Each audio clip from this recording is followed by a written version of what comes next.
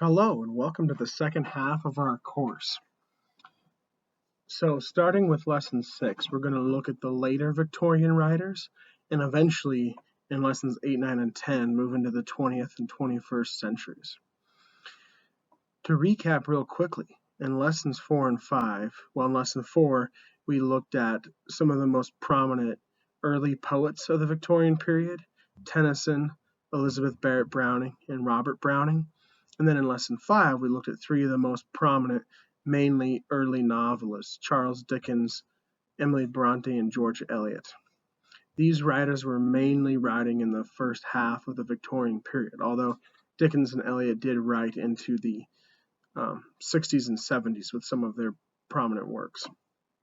Now we're going to look at writers who, the majority of them worked in the latter half of the 19th century. And looking at the remaining Victorian writers as I was composing our syllabus, I found 8 writers from the mid to later portion of the Victorian period I wanted to cover in these 2 lessons, lessons 6 and 7. And I found 2 poets who wrote short lyric poems, 2 poets whose longer poems I wanted to study, 2 playwrights, and then 2 fiction writers. And so that seemed to divide that set of writings seemed to divide itself up nicely. So in each lesson, we're going to look at short poetry, long poetry, a play, and then a short story. And we're going to go chronologically in each of those lessons. And so hopefully that will divide up the reading load for you nicely, was my goal. The first author we're going to look at in this lesson is Arnold, who's the earliest of these Victorians we're looking at. He's really not a later Victorian. We just didn't quite have time to fit him into lesson 4 or 5 with all of the material we had to cover there. Arnold, along with Tennyson and Browning, is considered one of the major poets of the Victorian period. And he also had really significant contributions to the field of critical theory. So these are the reasons why we're studying him. Here's some background on Arnold. As a young man, he attended rugby school where his father, Dr. Arnold, a clergyman, was headmaster. This had a huge impact on his life. He was deeply influenced by his father's religious views, but also determined to be different. And just like Tennyson and some of the other poets we'll study later on, Gerard Manley Hopkins in the next lesson, Arnold experienced a crisis of faith. And so that, along with the prominence of his poetry, often causes him to be placed in a category similar to Tennyson, Browning, the other poets I mentioned.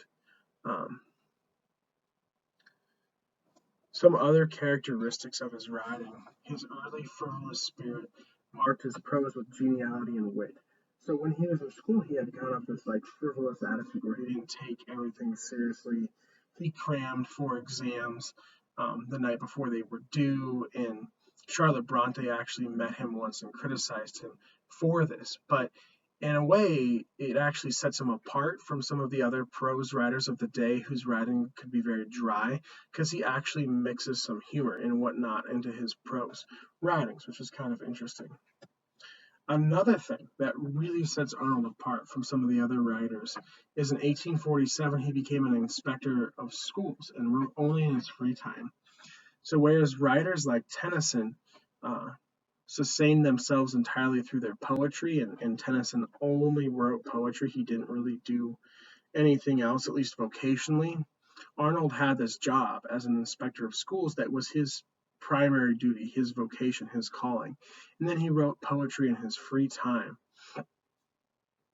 His poetry was fairly popular, and if he'd written more of it rather than mainly shifting to prose in the latter decades of his writing career, he may have been able to sustain himself and his family financially through his poetry. But I always get the impression when I study Arnold's biography that he wanted to do this job. He was intrigued by it, and we'll see why on this next bullet point.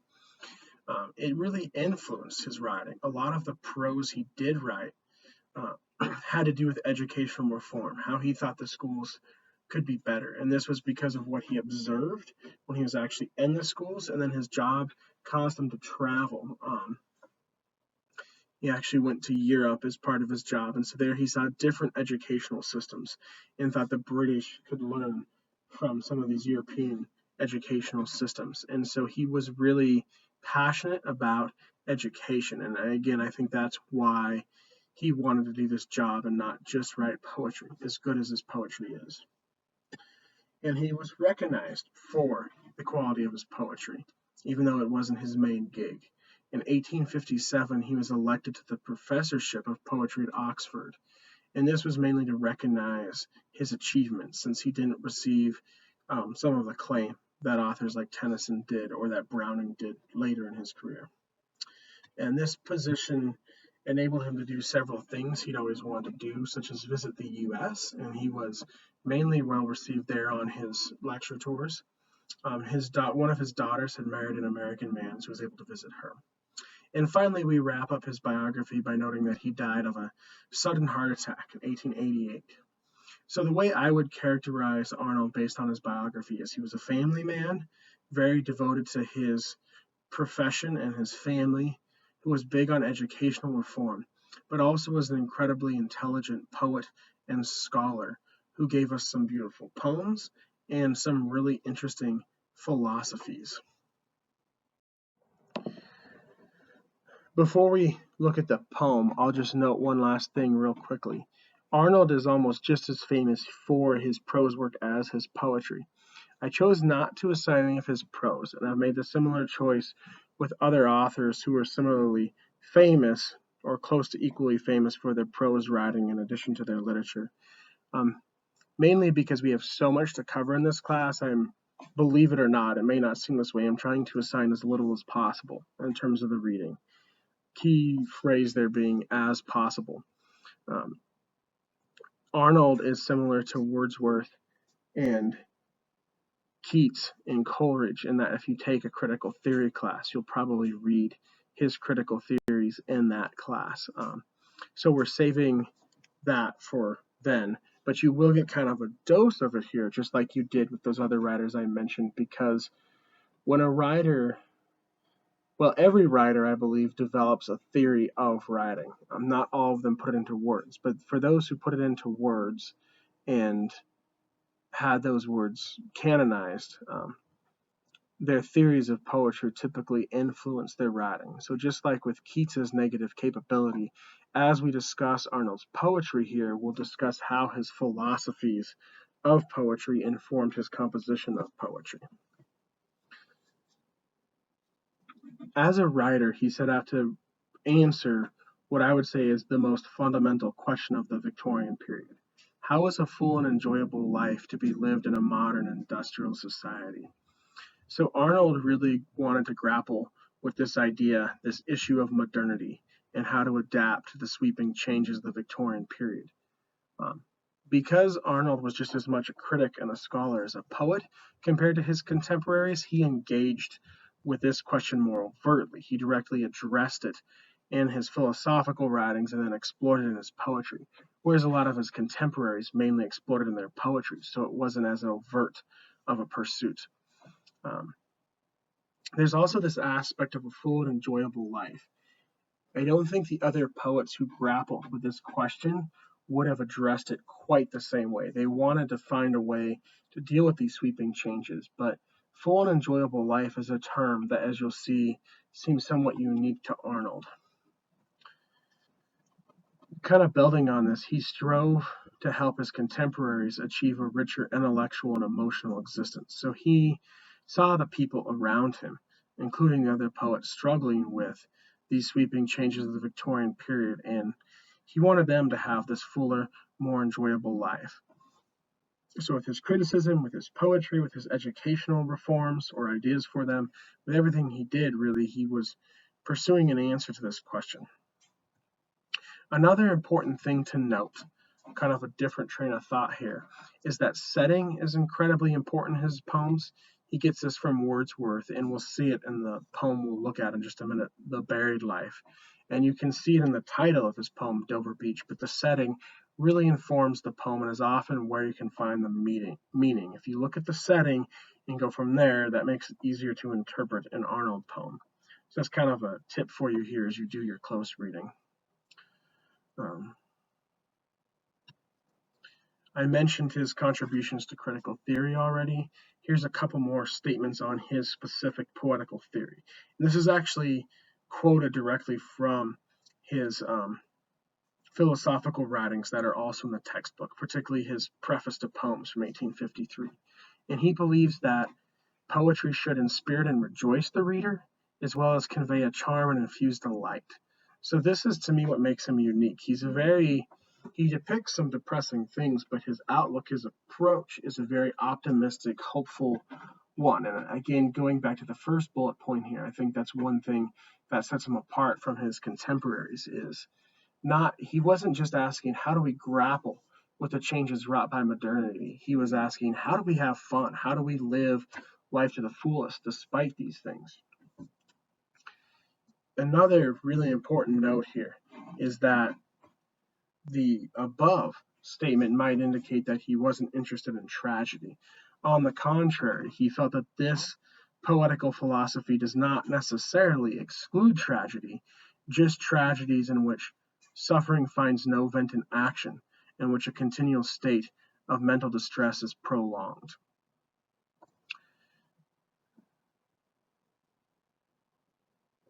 This is really important. This is a statement that I would say informs my own view of literature.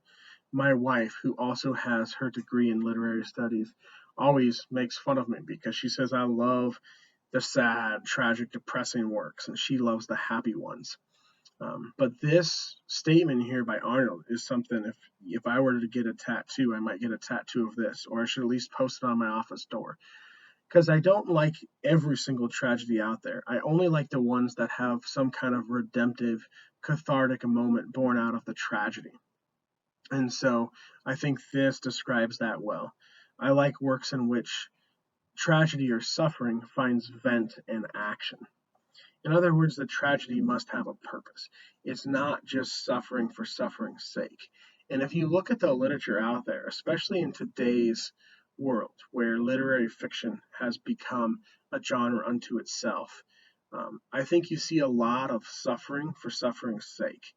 And not all, certainly, but many of the great literary works do have suffering.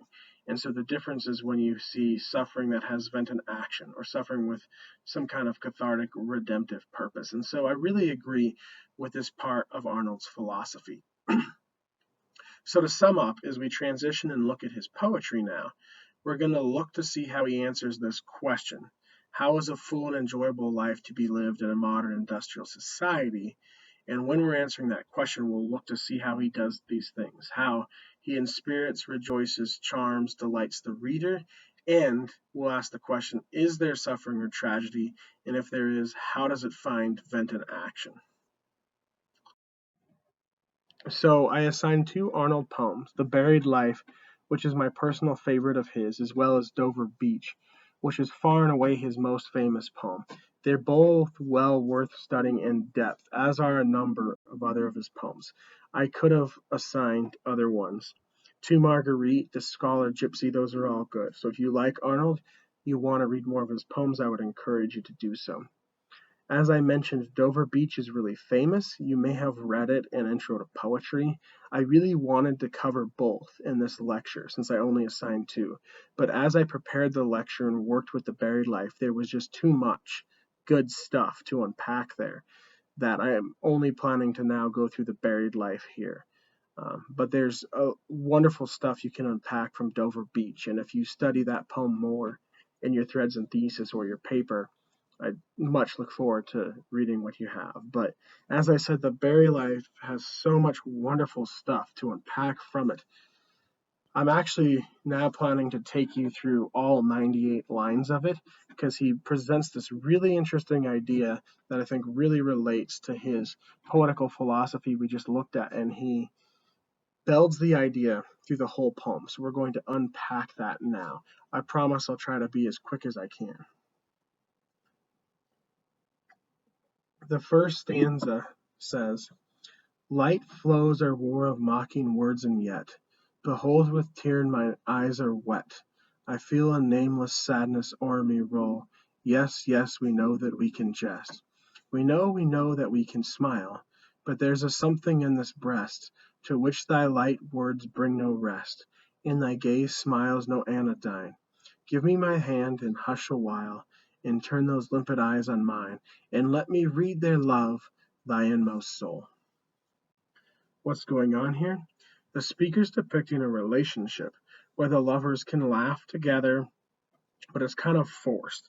It's not natural. So they're going through the motions and they have a connection, but they no longer have a truly deep and meaningful connection.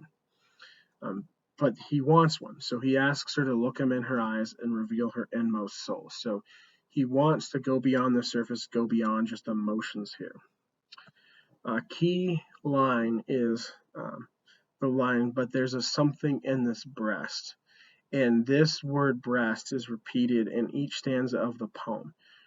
And what it really means is chest. It was just the way people said chest in the 19th century. So he's actually using it to evoke the idea of a heart. He's really talking about the condition of the human heart each time he uses that word, the heart within the chest/breast. So you'll see that phrase repeated in each stanza. And each time it usually signals a shift. For instance, here, before that line, he's describing how they're going through the motions and sharing this connection, but it's kind of forced, it's not natural. And then he reveals there's a desire in his heart to pursue something more. And so he asks her to go for something more. And so it signals a shift in this stanza. And it does that in each stanza when he uses it. Furthermore, if you look at that line, you can usually get at the meaning of the stanza. Usually what comes after that twist is what he's really driving at. Again, the idea here that he wants something more than a surface level connection with his lover. The second stanza is quite long, so we're going to break it up over several slides. The first few lines of it, he says, "Alas, is even love too weak to unlock the heart and let it speak? Are even lovers powerless to reveal to one another what indeed they feel?" So she looks at, or he wants her to look at him and reveal her inmost thoughts, but they can't. There's a failure to communicate here. Going on in the second stanza. I knew the mass of men concealed their thoughts for fear that if revealed, they would by other men be met with blank indifference or with blame reproved. I knew they lived and moved, tricked in disguises, alien to the rest of men and alien to themselves, and yet the same heart beats in every human breast. And so what he does here is make a move from the individual, the specific, the lovers, to everybody, to universal humanity. He moves from the specific to the general. When he says men, because it's the 19th century, he really means all of humanity. So this failure to communicate is not something unique to the speaker and his lover. It's felt by everyone. And he basically says in the first few lines here that people are afraid they'll be judged by others, that they'll be met with blank indifference or with blame reproved. And so they hold back.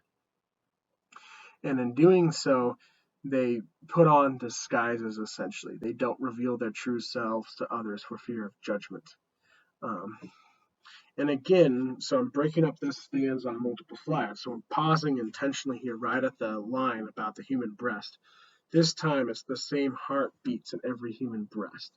And so what he's saying here is we may want to hold back from each other. We may be afraid of what the other person might think, but we all have things in common. It's a very cosmopolitan idea. It's an idea that gestures to a universal humanity. So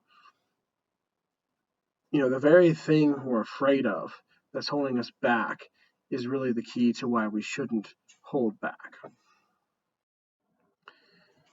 So finishing out that stanza, this does go on to the next stanza, excuse me. But we, my love, doth alike spell benumb, our hearts, our voices, must we too be dumb? And so he's saying he went from the specific to the general, back to the specific. Now that he introduced this kind of human condition of a failure to communicate, he's saying that the speakers are are also struggling with that. So it's kind of repetition, but after revealing the general problem, he goes back to the specifics. So emphasizing that these two people cannot communicate, at least on any kind of deep, truly meaningful level. And then, well, for us, if even we, even for a moment, can get free, our heart can have our lips unchained, for that which seals them hath been deep ordained. So there'd be a lot to unpack with that phrase ordained, and I'm not going to go through all the implications now. Obviously, they could be religious, it could be other things too. But basically, I think he's using it in a very general way here, and I think he's using it, I'm going to say here, to signify long-held traditions. So this isn't a new problem. Whatever is holding them back from truly sharing with each other, it's a long-standing thing in society that's holding them back from truly sharing with each other. Moving on to the next stanza, which is also very long, and we'll break it up over several slides. A fate which foresaw how frivolous a baby man would be, by what distractions he would be possessed, how would he pour himself in every strife, and well nigh change his own identity, that it might keep from his capricious play his genuine self, and force him to obey, even in his own, despite his being's law. So, there's a really important line here. I intentionally ended this close reading on the line, even in his own, despite his being's law. When he says his being's law, he's talking about natural.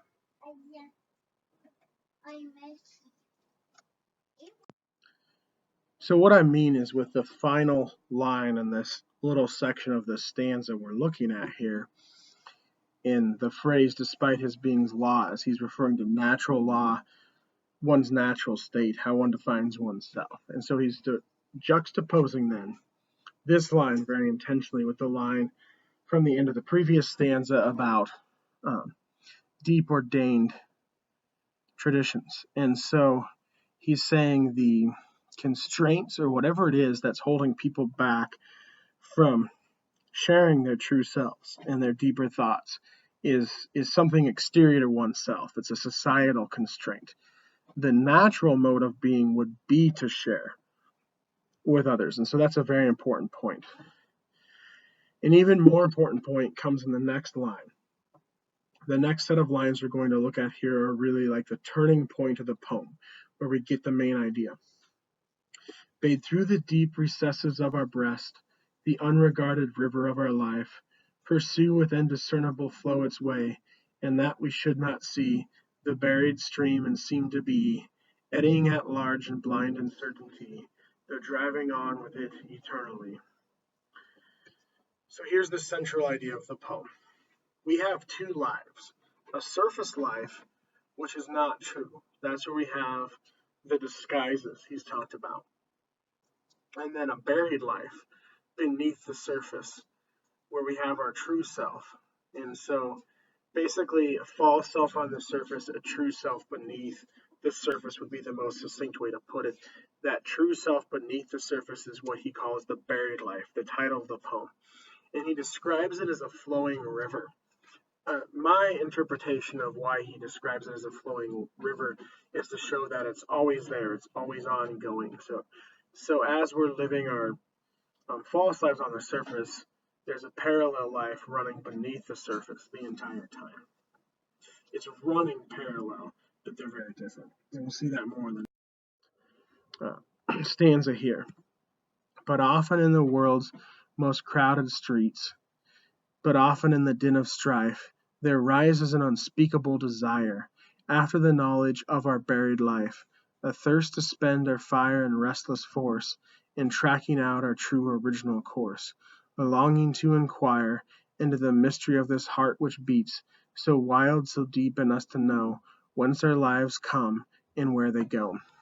So what he's saying here is we all have a desire.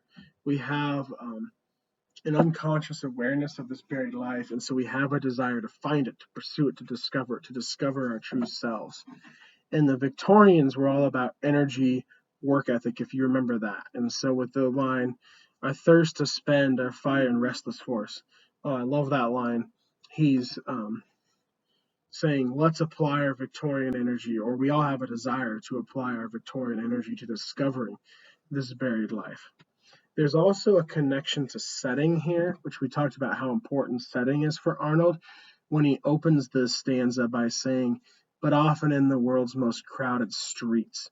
And so he's evoking modern Victorian England where there's industrialization, urbanization, rampant unrestrained capitalism, modernity in general, where the streets are crowded because of all these things. And so now we're starting to get a picture of what it is in society that's restraining people from communicating. A typical idea associated with modernity is that as the world, especially England, became more modern and industrial and urban, there was a disconnect between people. You know, in an agrarian, pre-modern kind of farming community, you might have people who live a fair distance apart, but their life depends on their interaction, where they have to trade goods, for instance, for their economic survival. And so they interact, get to know each other. In the modern world, you could have crowded cities where you're jammed up against your neighbors, but you never take the time to get to know your neighbors. And so modernity here is now identified through this comment about the crowded streets as what is restraining uh, people from being able to communicate. Moving right along, and many a man in his own breast then delves, but deep enough, alas, none ever minds. And we have been on many thousand lines, and we have shown on each spirit and power, but hardly have we, for one little hour, been on our own line. Have we been ourselves? Hardly had skill to utter one of all the nameless feelings that course through our breast, but they course on forever unexpressed. And long we try in vain to speak and act, our hidden self, and what we say and do is eloquent as well, but 'tis it not true. So this goes back to the idea of, well, first let me say the first two lines are really important here. In building on the last stanza, my comment about the streets was kind of interjected there. I should have placed that differently. There's a desire to dive in to oneself and discover oneself, to pursue the buried life. But here he's saying we never dive deep enough. And so we fail to dive deep enough. We ultimately pull back from that desire to discover our true selves, put the disguises back on. And also, with the lines, the nameless feelings that course through our breast, but they course on forever unexpressed. He's going back to what I said earlier about the false life on the surface running parallel but contrary to the um, true life underneath the surface. So, in other words, we're living two lives at the same time, but they're contradictory. In our false life on the surface, we may be very eloquent, but we're not speaking truth. And then we will no more be racked with inward striving and demand of all the thousand nothings of the hour, their stupefying power. Ah, yes, and they benumb us at our call, yet still from time to time, vague and forlorn, from the soul's subterranean death upborne, as from an infinitely distant land, come airs and floating echoes and convey a melancholy into all our day. So here's another important point about the buried life. We've gone through a series of motions here, a progression where people are aware of this buried life, they pursue it, but they don't dive deep enough. They settle back into the going through the motions of modernity. What then happens next is as that buried life, that truer buried life, runs parallel beneath the surface to our false lives on the surface, it's in the background, it's subconscious. Uh, we may know it's there, we're no longer pursuing it. Because we're not experiencing our true selves, we have a melancholy. A sadness permeates from that parallel life beneath the surface when we don't pursue it. It permeates into our lives and has us experience melancholy. Basically, the to put it more succinctly, the reason why people get sad is they're not expressing their true selves. They're failing to do that.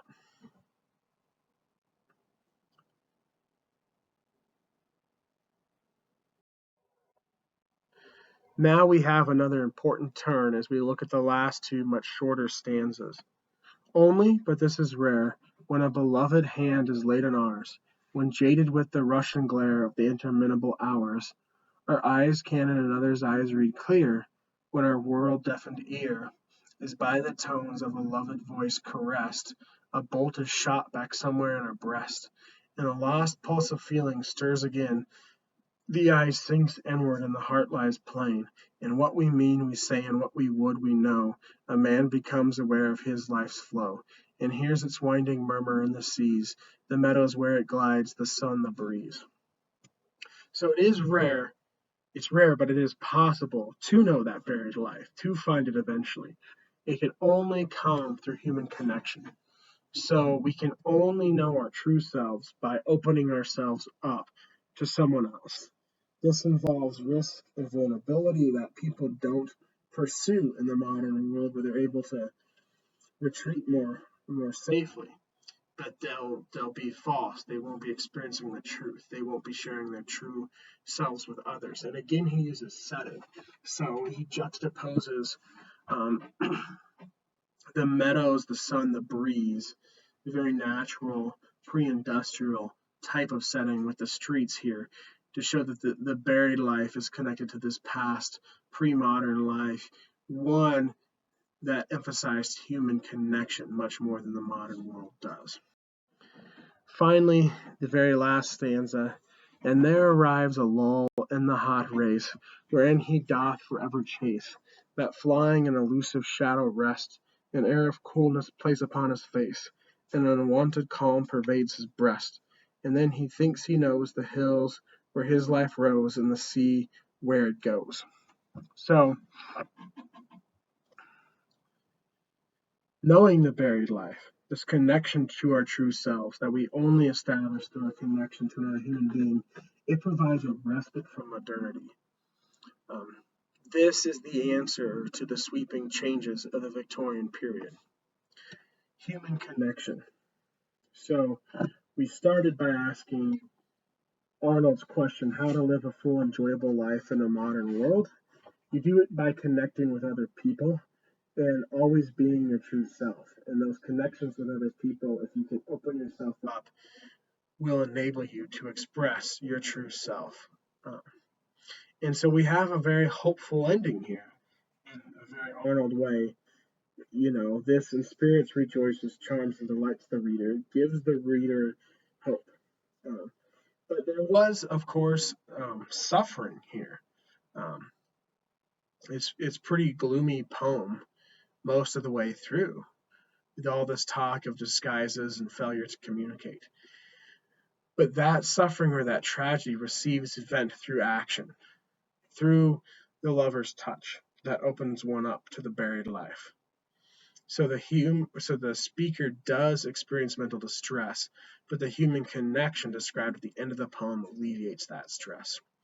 Finally, one quick point I want to make before we close is that I would consider this a wasteland poem because it depicts a modern urban wasteland, more of a psychological one. The physical descriptions are brief but important, and so I would put it in a tradition of poems like Blake's London in Browning's Child Roll into the Dark Tower came. And soon we'll read T.S. Eliot's Wasteland, where this tradition really culminates. So I hope you enjoyed The Buried Life as much as I did, and you should definitely read and enjoy Dover Beach. I look forward to hearing your thoughts on either one, to reading your thoughts on either one. Oh, and I wanted to close with some images. So I thought this would depict the crowded streets he referenced in London of modernity. And then here's the buried life. This is actually an image of Dover Beach. And so I thought that would be perfect to juxtapose the two. Um, you can certainly see the serenity, the peace here that's lacking in the other image. And so the settings are really kind of like a metaphor for the falseness on the surface versus the true self beneath the surface. But the constraining of the one and prominence of the other during the time was certainly not metaphorically, but actually informed by these types of settings. So hopefully the images are helpful to understanding the poem.